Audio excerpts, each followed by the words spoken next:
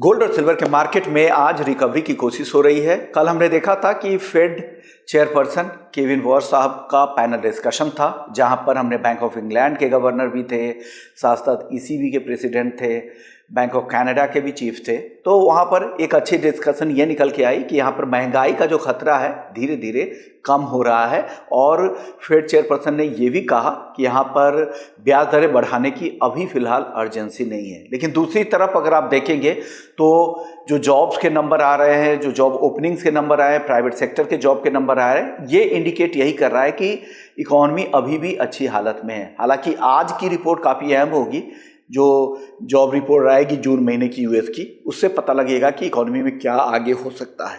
लेकिन थोड़ी चिंता ज़रूर कम हुई है और यही वजह है कि रिकवरी की कोशिश यहाँ पे दिख रही है। 1,44,000 के आसपास गोल्ड है। सिल्वर सितंबर वायदा 2,30,000 के ऊपर है। हमारे साथ भूपेश शर्मा हैं, जाने माने टेक्निकल एनालिस्ट हैं, सेबी रजिस्टर्ड है, बीकानेर से आते हैं। बहुत बहुत शुक्रिया सर, वक्त दिया आपने, इसके लिए सबसे पहले धन्यवाद आपका। सर, शुरुआत गोल्ड सिल्वर से ही कर लेते हैं। जो फेड चेयरपर्सन के जो बयान थे उस पैनल के अंदर, उसको कैसे डिकोड करना चाहिए और क्या असर बाजार पे अब उसका होगा? जी नमस्कार सर, आमंत्रित करने के लिए बहुत धन्यवाद। अगर बात करें तो जो केविन वॉर्स की जो पहली पब्लिक अपीयरेंस थी उसमें उन्होंने जो उनका हॉकिश प्लान था, जो उन्होंने व्यक्त किया था ब्याज दरों के फेड की मीटिंग के समय, वैसा नहीं था। इसीलिए गोल्ड और सिल्वर के भाव में एक अच्छी रिकवरी देखने को मिली है। कल जो बाजार गोल्ड का 1,40,700 के आसपास था, वो 1,45,700 बिका, तो तकरीबन 5,000 पॉइंट की रिकवरी बाजारों में ऑलरेडी आ चुकी है, जो कि अपने आप में काफी बड़ी रिकवरी थी। परंतु यहाँ पर बोला जाएगा कि जो उनकी अगर वर्ड्स टू वर्ड्स पकड़ें तो उसमें हमें ये पता चलता है कि उनका जो ओवरऑल स्टांस है वो हॉकिश ही रहेगा। तो इसलिए यहाँ गोल्ड में कोई बहुत बड़ा मंदा तो नहीं आएगा, परंतु ऊपर में अभी बहुत बड़ी तेजी भी संभावित नहीं लगती। ओवरऑल ये बाजार एक जो बड़ा दायरा है उस दायरे में ट्रेड करते रहना चाहिए। जो दायरा मुझे लगता है कि ऊपर में 1,55,000 से लेके 1,40,000 के बीच में संभावित हो सकता है। ओके, तो आपको एक रेंज ही लग रहा है, बहुत बड़ी तेजी है, अब यहाँ से बहुत बड़ी गिरावट भी नहीं दिख रही है। सर, आज अगर किसी को ट्रेड करना हो शाम के सत्र के लिए या कल के लिए करना हो, तो क्या लेवल्स हैं सर आपके गोल्ड और सिल्वर के? मेरी सलाह रहेगी इसमें कि 1,44,400 के आसपास बाजार मिलता है तो यहाँ पर खरीदारी की सलाह ही रहेगी, जिसमें जो लक्ष्य हैं बाजारों के वो ऊपर में 1,45,100 और 1,45,400, ये लक्ष्य संभावित हो सकते हैं। ये लक्ष्य आज शाम तक भी संभावित हो सकते हैं, अगर बाजार में थोड़ी सी जो शाम के सत्र में आंकड़े आएंगे, अगर वो आंकड़े थोड़े भी पॉजिटिव आते हैं तो मुझे लगता है ये बाजारों के लिए पॉजिटिव ही रहेगा। ऑलरेडी हम बाजारों में बड़ी गिरावट देख चुके हैं, तो सामान्यतया ये अगर आप पिछला 20 साल का डेटा उठाकर देखेंगे तो आपको पता चलेगा गोल्ड में कि गोल्ड सामान्यतया 15% टूटने के बाद बाजारों में एक अच्छी रिकवरी सामान्यतया देखने को मिलती है। और हमेशा ये बात सही रही है। जब गोल्ड $2,000 था तभी भी ये बात लागू थी, और अभी गोल्ड $5,000 से $4,000 भी आया है तो भी ये बात लागू है। बाजार में हर भाव से रिकवरी गोल्ड में आती रहती है, क्योंकि यहाँ पर ये जो असेट क्लास है, यहाँ पर मल्टीपल म्यूचुअल फंड्स, ईटीएफ्स और तमाम तरीके के जो इन्वेस्टर्स हैं यहाँ पर अपनी पोजीशन बनाते रहते हैं। सर, सिल्वर के लिए कोई लेवल्स है जो नज़र में रखने चाहिए जो हमारे ट्रेडर हैं? जी सर, बिल्कुल।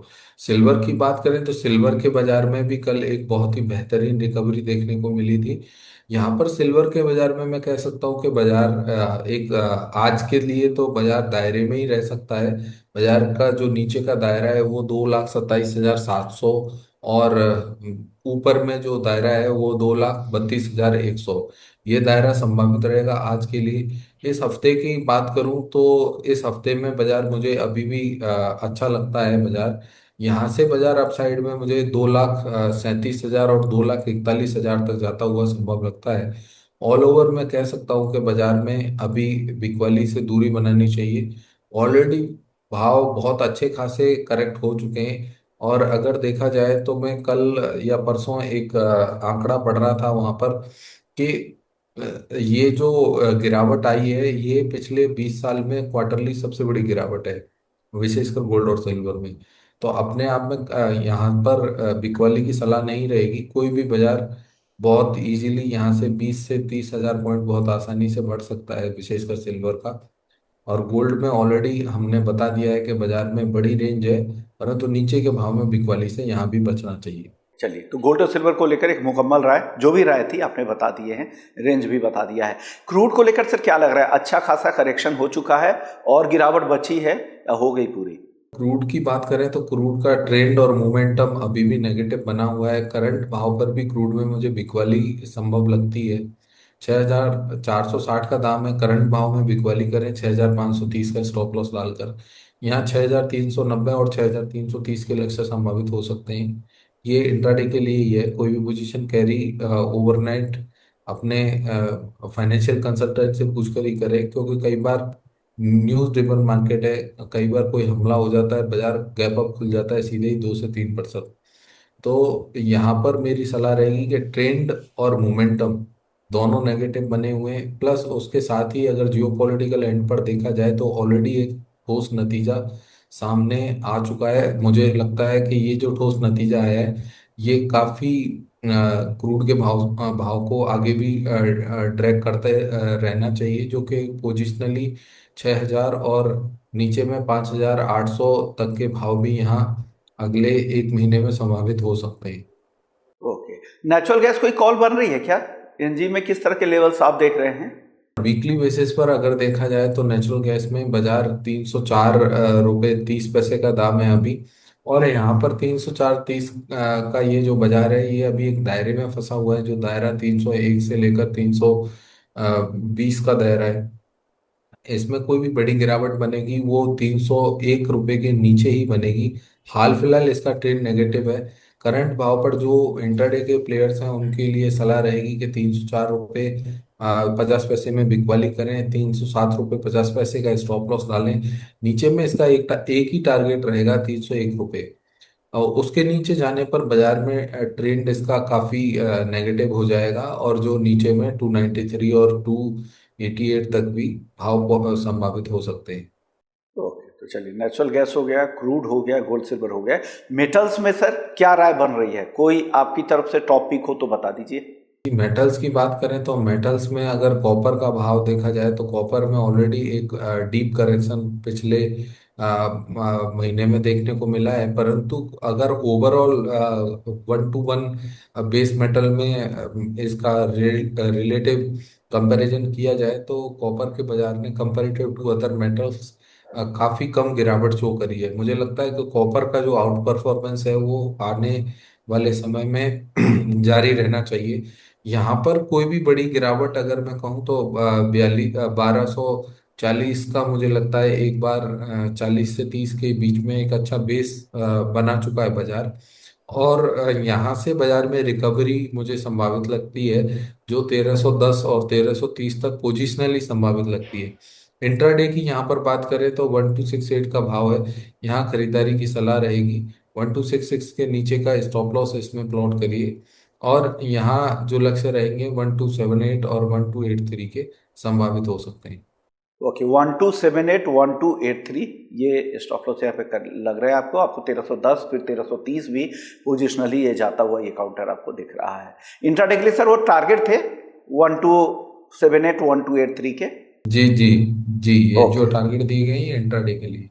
ओके, तो 1278 और 1283 का टारगेट है इंट्राडे के लिए। 1310 1330 का जो कॉपर का टारगेट है वो पोजीशनल टारगेट है। सर अब एग्री मार्केट की बात कर लेते हैं। धनिया और जीरे में तो उतनी तेजी नहीं, लेकिन धनिया और हल्दी में बहुत अच्छी तेजी दिख रही है। क्या ये तेजी आगे भी जारी रह सकती है? आज भले ही 1-2 दिनों से कंसोलिडेट कर रहा है, लेकिन तेजी ओवरऑल तो काफी अच्छी बनी है दोनों में। देखिए सर, धनिया और एग्री कमोडिटीज की बात करने से पहले एक बेसिक इसमें सेंटीमेंट बता देता हूँ। इसका सेंटीमेंट सभी बाजारों का अभी भी पॉजिटिव बना हुआ है। उसके पीछे जो मेजर कारण है वो ड्यू टू अल्नीनो। इसके साथ ही अगर दूसरा जो मेजर बात करी जाए तो वो मेजर बात ये रहेगी कि बाजार अपने जो महंगाई का जो असर है वो सबसे ज्यादा असर एग्री कमोडिटीज में भी देखने को मिलता है, विशेषकर अनलिनो के समय में। तो यहाँ पर बाजारों में, सभी बाजारों में जो कुछ भी रहेगा वो टेम्परेरी एक मंदी का दौर हो आ सकता है, छोटा सा, परंतु कोई बड़ी मंदी यहाँ पर मुझे संभावित नहीं लगती। ओके, तो बड़ी अब मंदी बात यहाँ पे करते नहीं हैं, लग। अब बात करते हैं ग्वार सीड की। तो ग्वार हम्म। सीड वैसे भी पश्चिमी राजस्थान की फसल है, और यहाँ पर सामान्यतया बाजार इन्वर्स ट्रेड करते हैं। मौसम के, अगर मौसम आता है तो बाजारों में मंदी आती है, और मौसम नहीं आता तो तेजी आती है। ये एक बड़ा अच्छा सूचक है कि बारिश आने वाली है या नहीं। दूसरी बात यहाँ पर करते हैं इंट्राडे की। तो इंट्राडे में बाजार में एक कमजोरी अगस्त वायदा में जरूर देखने को मिली है। 6,007-8 के दाम में इसमें बिकवाली करनी चाहिए, और ये इसका स्टॉप लॉस 6,050 के ऊपर का रहेगा। नीचे में 5,960, 5,910 के लक्ष्य यहाँ संभावित हो सकते हैं। ओके, तो ये लेवल्स आपने ग्वार के लिए भी बता दिए। मसालों को लेकर भी आपका अपडेट है कि पॉजिटिविटी आगे भी यहाँ पे जारी रह सकती है। ज़्यादातर खबरें यहाँ पे पॉजिटिव दिशा में दिख रही है। बहुत बहुत शुक्रिया करेंगे भूपेश जी, आपने वक्त निकाल के हमारे दर्शकों को गाइड किया, इसके लिए धन्यवाद आपका। सर, जाने से पहले डिस्क्लेमर चाहिए आपका। मेरी व्यक्तिगत कोई भी किसी बाजार में कोई पोजीशन नहीं है, और जहां कहीं भी किसी को व्यापार करना है तो स्टॉप लॉस का प्रयोग करें, और इसके साथ ही अपने सेबी रजिस्टर्ड एनालिस्ट से पूछकर व्यापार करें। धन्यवाद। Thank you so much sir, ध्यान रखें सर आपका। चलिए, इसी नोट पर कमोडिटी काउंटडाउन को यहीं समेटेंगे। बाकी अपडेट्स के लिए आप बने रहिए हमारे प्लेटफॉर्म बिजनेस 24 टीवी के साथ।